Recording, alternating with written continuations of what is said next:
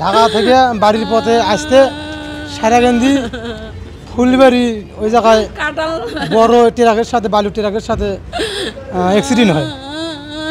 ভাইয়া ওখানে বাপ বেটা দুজনে মারা যায়, আর স্ত্রী আর বেটি আপাতত আছে খুব serious. Monalisa heavy flow 15 piece প্যাকেটের সাথে 8 পিসের একটি প্যাকেট একদম ফ্রি। মানে আস্তে মানে ওই আগাটা মানে ব্যাগ মারছে, আর সেঞ্জেটা মানে একবার বাউলি মারছে, মানে একটা ট্রাকের তলা মানে চাপা নাকি ট্রাকের তলা ঢুকে গেছে ওটা। আরে যারপর ট্রাকটা চাপা লাগায় মানে তো সামনে যে গ্যাসটা আসলো সম্ভবত ইঞ্জিন সম্পূর্ণ ভাঙা শেষ। ড্রাইভার তো ওটি মারা গেছে, আর মেডিকেল কী করবে, ওটি তো মারা গেছে। তো ওনাকে নিয়ে গেলো ওটি।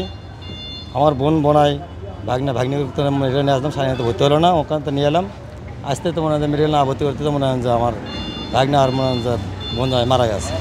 এই যে ড্রাইভারের দুর্ঘটনা, ড্রাইভারের অবহেলার ফলে আমাদের এই নিরহ প্যাসেঞ্জার পরিবারগুলো এই যে দুঃখ নেমে আসছে। সামনে পূজার যে একটা আনন্দ, আমরা সেই আনন্দটা কিন্তু করতে পারবো না।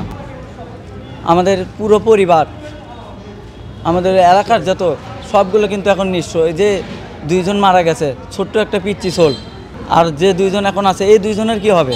এনারাও যে বাঁচবে এরকম তো কোনো গ্যারান্টি নাই। 3 জন মারা গেছে, 2 জন জিয়া মেডিকেলে, 1 জন এই মেডিকেলে, 5টা কমপ্লেক্সে।